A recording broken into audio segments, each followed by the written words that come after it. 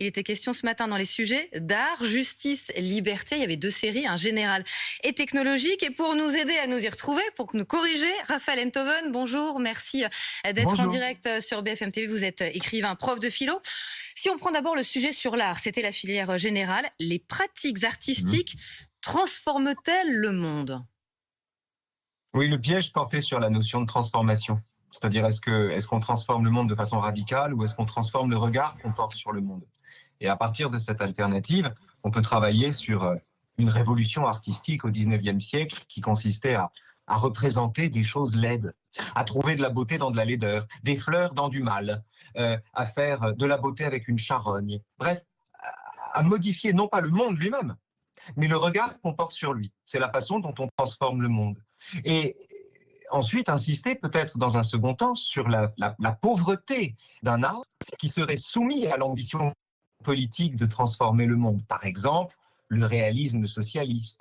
Ou par exemple, la censure de Homère, telle que Platon la demande, parce que Homère dit du bien de la colère et que les enfants ne doivent pas lire ça.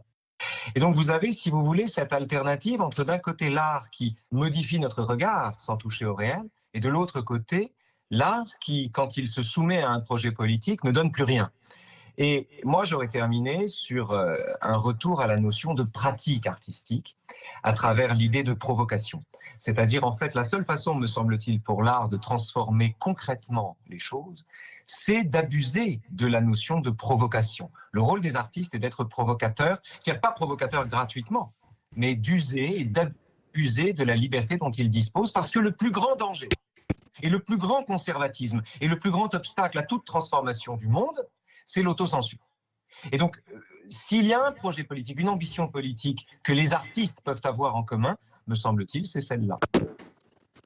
Vous évoquiez la liberté. Il en était question justement dans la filière technologique. Oui. La liberté consiste-t-elle à n'obéir à personne ? Je trouve ça assez intéressant comme question.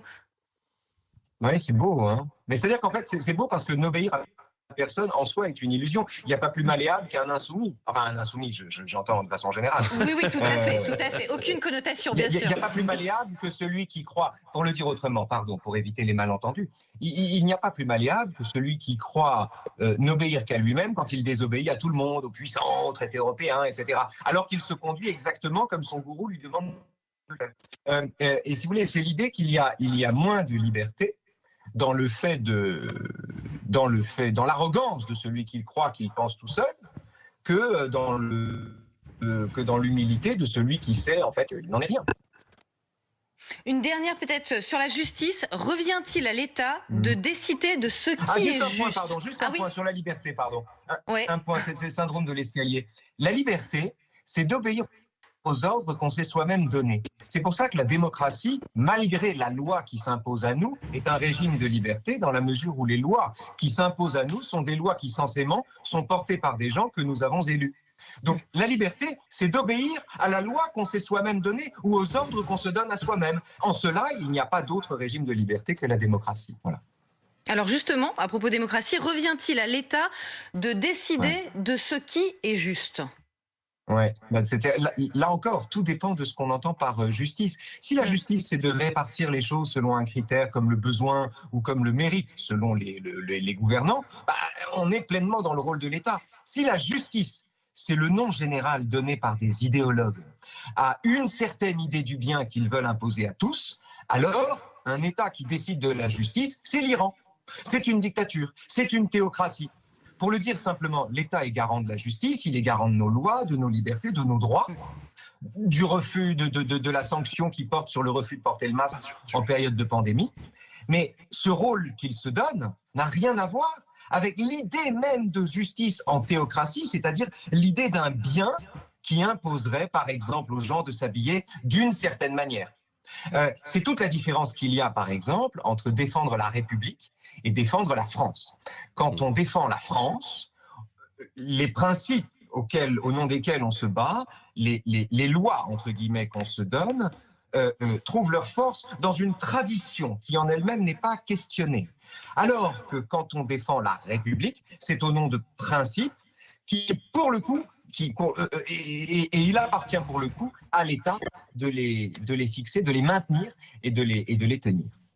C'est passionnant de vous entendre, Raphaël Enthoven. Ça donne presque envie de repasser le bac Merci philo. les amis, pardon, c'est un peu rapide et c'est tout. Non, mais j'ai une question, Raphaël. En fait, pourquoi les candidats au bac sortent-ils toujours du bac philo en se disant « je ne sais pas » ce que ça a donné, j'ai l'impression que c'est la loterie, etc. Alors qu'en réalité, non. Enfin, je veux dire, il faut des références, il faut un plan, etc. Vous voyez ce que je veux dire? Pourquoi est-ce qu'on a toujours ce sentiment que c'est... Parce qu'il n'y a pas de mesure objective. La notation du bac philo est inévitablement parasitée par le fait qu'il n'y a pas de copie type, il n'y a pas de copie témoin. Il n'y a pas de bonne réponse, en fait. Ce qui est certain, non, il n'y a pas de réponse. Sinon, ce serait une épreuve idéologique. Sinon, il faudrait avoir de la chance et tomber sur un correcteur qui est d'accord avec vous pour avoir une bonne note. Ce serait injuste. C'est pas comme ça que ça marche. Enfin, dans la plupart des cas.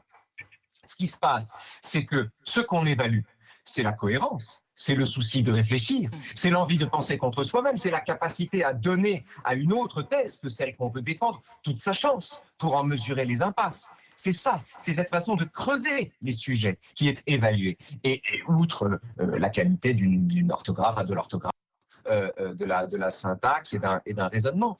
Mais on évalue la manière plus que la matière de ce qui est dit. Vous pouvez, en parlant de Tintin, si l'exemple est bien traité, bien scruté, s'il n'est pas brandi comme de la déco, faire un excellent paragraphe et trouver un argument imparable.